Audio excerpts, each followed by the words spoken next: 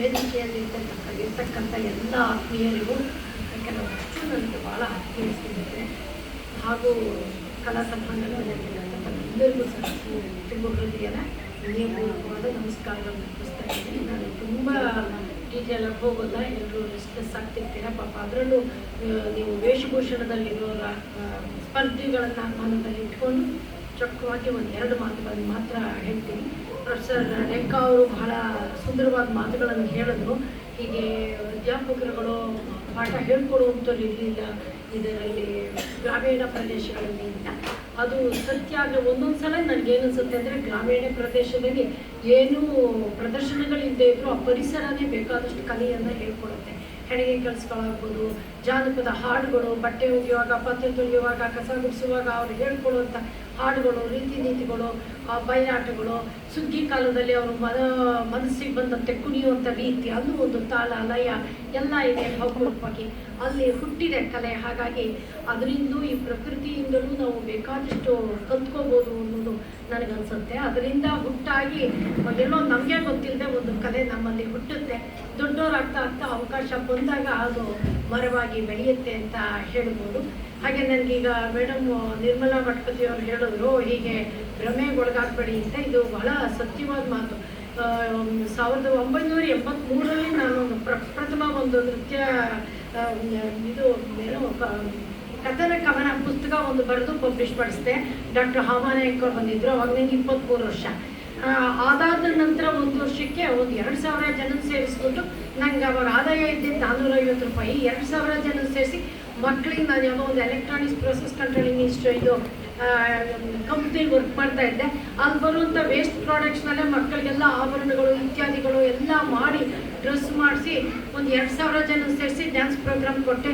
ನಮ್ಮ KBG ಅವರು, CK ರಾಜ ಅವರು ಮತ್ತು ಡಾಕ್ಟರ್ ರಾಮಾನುಜಮ್ ಅವರು ಪೊಲೀಸ್ DIG ಆಗಿದ್ದರು. ಇವರನ್ನೆಲ್ಲ ಕರೆದು ಮಾಡಿದ್ದೀನಿ. ನನಗೆ 24 ವರ್ಷ. ಯಾವ ಪೇಪರಲ್ಲಿ ಬರುತ್ತೆ ಬರೋಲ್ಲ, ಹೇಗೆ ಪ್ರಚಾರ ಪಡ್ಕೋಬೇಕು ಏನೋ ಅದ್ರ ಗಂಧವೇ ಇಲ್ಲ ನನಗೆ. ಅದೇನು ಗೊತ್ತಿಲ್ಲ. ಆತ್ಮತೃಪ್ತಿಗಾಗಿ ಮಾಡಿದ್ದಂಥದ್ದು. ಅದು ಹೇಗೆ ಮಾಡೋದು ಏನು ಯಾರಾದ್ರೂ ಒಂದು ಪೈಸಾ ತೊಗೊಂಡಿಲ್ಲ. ಈ ರೀತಿಯಾಗಿ ನಡೆದು ಬಂದಂಥ ನಮ್ಮ ಜೀವನ ನಿಜವಾಗ್ಲೂ ಇಲ್ಲಿವರೆಗೆ ತಿಳ್ಕೊಂಡ್ಬಂದಿದೆ ಅಂದರೆ, ಸತ್ವ ಇರೋ ಕಡೆಗೆ ಪ್ರಚಾರ ಅದೇ ಸಿಗುತ್ತೆ. ನಾವು ಪ್ರಚಾರ ಹುಡುಕೊಂಡು ಹೋದಾಗ ಏನಾಗುತ್ತೆ, ನಮ್ಮ ಸತ್ವ ಹೊರಟೋಗುತ್ತೆ ಅಂತ ನನಗೆ ಅನ್ನಿಸ್ತಾ ಇದೆ. ಈ ರೀತಿಯಾಗಿ ಶ್ರದ್ಧೆ, ಶ್ರಮ ಮತ್ತು ಒಂದು ನಿಷ್ಠೆಯಿಂದ ಯಾರು ನಿರಾಪೇಕ್ಷಣೆಗಳಿಲ್ಲದೆ ಮಾಡುವಂಥ ಒಂದು ಸಾಧನೆಗೆ ತುಂಬ ಶಕ್ತಿ ಇದೆ. ಈ ಸಂಸ್ಥೆ ಪ್ರಾರಂಭದ ದಿವಸದಿಂದ ನಾನು ಇಲ್ಲಿಗೆ ಬರ್ತಾ ಇದ್ದೀನಿ. ಉದ್ಘಾಟನೆ ಈಗ ಮೊನ್ನೆ ಆಯಿತು ಅಂತ ಅನ್ನಿಸ್ತಾ ಇದೆ. ಆ ಕಡೆ ಕೊನೆಗೆ ಕೂತ್ಕೊಂಡು ನೋಡ್ತಾ ಇದ್ದೆ. ಮೈಸೂರಿನಲ್ಲಿರ್ತಕ್ಕಂಥ ಎಲ್ಲ ಹಿರಿಯ ನೃತ್ಯ ಕಲಾವಿದರು ಬಂದಿದ್ರು. ಈ ಒಂದು ವೇದಿಕೆ ಉದ್ಘಾಟನೆ ಆಯಿತು. ನೋಡಿ, ವೇದಿಕೆ ಉದ್ಘಾಟನೆ ಆದಮೇಲೆ ಇವತ್ತಿನವರೆಗೂ ನಾನು ಎಲ್ಲೂ ತಪ್ಪಿಸಿಲ್ಲ. ಯಾಕೆ ತಪ್ಪಿಸ್ದೆ ಈ ಒಂದು ಸಂಸ್ಥೆಗೆ ನಾನು ಬರ್ತಾ ಇದ್ದೀನಿ ಅಂದರೆ, ನನಗೆ ಕುಮಾರ್ ಅವರು ಬಹಳ ಸಣ್ಣ ವಯಸ್ಸಿನ ಪರಿಚಯ ಆದವರು, ಬಹಳ ವರ್ಷದಿಂದ ಪರಿಚಯ ಇರ್ತಕ್ಕಂಥವ್ರು. ಆದರೆ ನಮ್ಮ ಮೇಡಮ್ ನಿರ್ಮಲಾ ಮಠಪತಿ ಅವರು ಹೇಳಿದಾಗೆ, ಅವರು ಈ ಎಲ್ಲ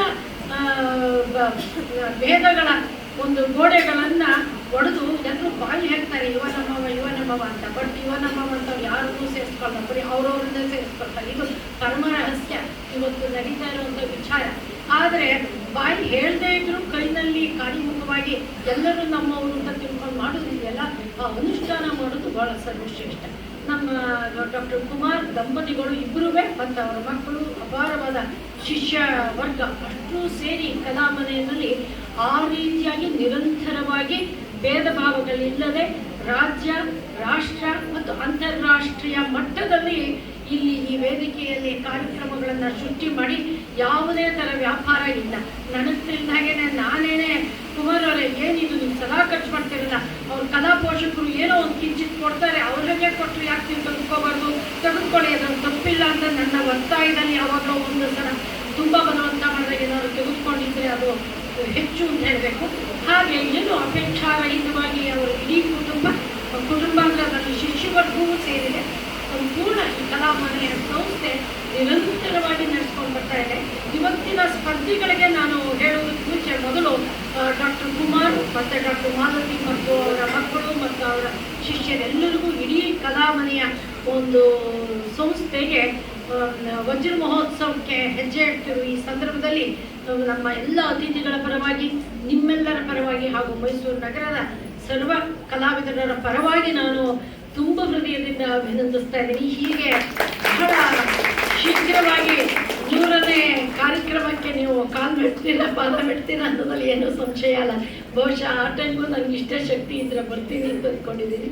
ಹಾಗಾಗಿ ಅದು ನೆರವೇರಲಿ ಅಂತ ನಾನು ಆಶೀರ್ವದಿಸ್ತಾ ಶುಭವನ್ನು ಕೋರ್ತಾ, ಹಾಗಾಗಿ ಸ್ಪರ್ಧಿಗಳಿಗೆ ಒಂದು ಮಾತು ಹೇಳ್ತೀನಿ ನೋಡಿ ಮಕ್ಕಳ, ಈ ಕಲಾಮನಿಯ ಈ ವೇದಿಕೆ ಏನಿದೆ ಇದು ನಿಜಕ್ಕೂ ಒಂದು ಸರ್ವಶ್ರೇಷ್ಠವಾದ ದೈವಿಕವಾದಂಥ ಒಂದು ವೇದಿಕೆ. ನೀವು ಕೇವಲ ನಾಟ್ಯಶಾಸ್ತ್ರ ಓದೋರಿಗೆ ಗೊತ್ತಿರುತ್ತೆ ಒಂದು ಸಭಾಗಣ ಅಂದರೆ ಹೇಗಿರಬೇಕು.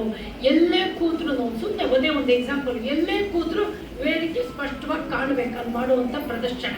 ಅಷ್ಟು ಅಚ್ಚುಕಟ್ಟಾಗಿ ಯಾರಾದರೂ ನಾಟ್ಯಶಾಸ್ತ್ರನ ನಿಜವಾಗ್ಲೂ ಗಂಭೀರವಾಗಿ ಪೂರ್ತಿ ಓದಿದ್ರೆ ಇದು ನಿಮಗೆ ಅರ್ಥ ಆಗುತ್ತೆ. ಬೇಕಾದ ಜನ ನೃತ್ಯ ಗುರುಗಳಿದ್ದೀರಾ, PhD ಮಾಡಿದವರು ಇದ್ದೀರಾ. ಸೊ ಹಾಗಾಗಿ ನಿಮಗೆ ಗೊತ್ತಿರುತ್ತೆ ಆ ಎಲ್ಲ ಒಂದು ಏನು ಲಕ್ಷಣಗಳಿದೆ ಅಷ್ಟು ಲಕ್ಷಣಗಳನ್ನು ತನ್ನ ಮನಸ್ಸಿನಲ್ಲಿ ಇಟ್ಕೊಂಡು ಮಾಡಿರತಕ್ಕಂಥ ಈ ವೇದಿಕೆಯಲ್ಲಿ ಗುರು ಹಿರಿಯರ ಆಶೀರ್ವಾದವನ್ನು ಪಡೆದು ಒಂದು ಶುಭ ಮುಹೂರ್ತ ಪ್ರಾರಂಭ ಆಗಿರೋ ವೇದಿಕೆ ಬಹಳ ಅಚ್ಚುಕಟ್ಟಾಗಿದೆ, ತುಂಬ ಸರ್ವಶ್ರೇಷ್ಠವಾಗಿದೆ. So for all the competitors what I would like to say is, first of all, it is a great honor to be a part of this competition on this dais. So ನಾವು ನಿಮ್ಗೆ ಅದಕ್ಕೆ ಅಭಿನಂದಿಸ್ತೀವಿ. So ಇಂಥ ಒಂದು ಸರ್ವಶ್ರೇಷ್ಠವಾದ ಅಂತಾರಾಷ್ಟ್ರ ಮಟ್ಟದ ಒಂದು ವೇದಿಕೆಯಲ್ಲಿ ನೀವು ಇವತ್ತು ಭಾಗವಹಿಸಿದ್ದೀರಲ್ಲ, ಅದೇ ನಿಮಗೆ ಸಿಗುವುದಾಗಿರುವಂಥ ಬಹುಮಾನ. ಇನ್ನು ಒಂದು ಕಾಂಪಿಟೇಷನ್ ಅಂದಾಗ ಬಹುಮಾನ 1, 2, 3 ಪ್ರಥಮ ದ್ವಿತೀಯ ಇದೆಲ್ಲ ಕೊಡಲೇಬೇಕು, ವಿಧಿ ಇಲ್ಲ. ಎಲ್ಲೋ ಅರ್ಧ ನಂಬರು ಮುಕ್ಕಾಲು ನಂಬರಲ್ಲಿ ಹೋಗಿರುತ್ತೆ. ಅದಕ್ಕೆ ನೀವು ಹಿನ್ನಡೆ ಹಾಕಬೇಡಿ. ಅದೇ ಸ್ಥೈರ್ಯ ಅದೇ ಧೈರ್ಯ ಇಟ್ಕೊಂಡು ನೋಡಿ, ಪರಾಕಾಯ ವೇಷ ನೃತ್ಯ ಅಂದರೆ ಸೊ ಅದರಲ್ಲಿ ಆ ಟೈಮು ಏನು ಬೆಳಗ್ಗೆ ಡ್ರೆಸ್ ಮಾಡಿ ಬಂದು ನೀವು ವೇದಿಕೆಯಲ್ಲಿ ಪ್ರದರ್ಶನ ಮಾಡಿದ್ದೀರಾ ಅಷ್ಟು ಟೈಮು ನೀವು ಧ್ಯಾನ ಸ್ಥಿತಿಲಿದ್ರಿ. ಅದಕ್ಕೆ ನೀವು ಯಾರಿಗೂ ಸುಸ್ತಾಗಿಲ್ಲ. ನೀವು ಬರೀ ಲಾಸ್ಟ್ 4 hours ಮಾತ್ರ ಈ ಡ್ರೆಸ್ನಲ್ಲಿ ಇದ್ದೀನಿ ಅನ್ನೋ ಅನಿಸಿಕೆ. ಅದಕ್ಕೆ all are very energetic even at the time of 5 o'clock. So ನಾನು ಇಷ್ಟು ಅವಕಾಶ ಕೊಟ್ಟು ನಿಮ್ಮೆಲ್ಲರಿಗೂ ಶುಭವನ್ನು ಕೋರೋದಕ್ಕೆ ಅವಕಾಶ ಕೊಟ್ಟು ಆತ್ಮೀಯವಾದ ಒಂದು ವಲಯದಲ್ಲಿ ನನ್ನನ್ನು ಉಳಿಸ್ಕೊಂಡಿರ್ತಕ್ಕಂಥ ಕುಮಾರ್ ಮತ್ತು ಅವರ ಫ್ಯಾಮಿಲಿಯವರಿಗೂ ಮತ್ತು ನಿಮ್ಮೆಲ್ಲ ಕಲಾ ಪೋಷಕರು, ಕಲಾವಿದರು, ಕಲಾಗುರುಗಳು ಮತ್ತು ವೇದಿಕೆಯಲ್ಲಿರ್ತಕ್ಕಂಥ ನಮ್ಮ ಆತ್ಮೀಯ ಮಠಪತಿಯವರು ಮತ್ತು ರೇಖಾ ಅವರು ಎಲ್ಲ ಮತ್ತು ತೀರ್ಪುಗಾರರಿಗೂ ಸಹ ನನ್ನ ತುಂಬ ಹೃದಯದ ಧನ್ಯವಾದಗಳನ್ನು ಅರ್ಪಿಸ್ತಾ ಶುಭವನ್ನು ಕೋರ್ತಾ ಆಲ್ ದ ಬೆಸ್ಟ್.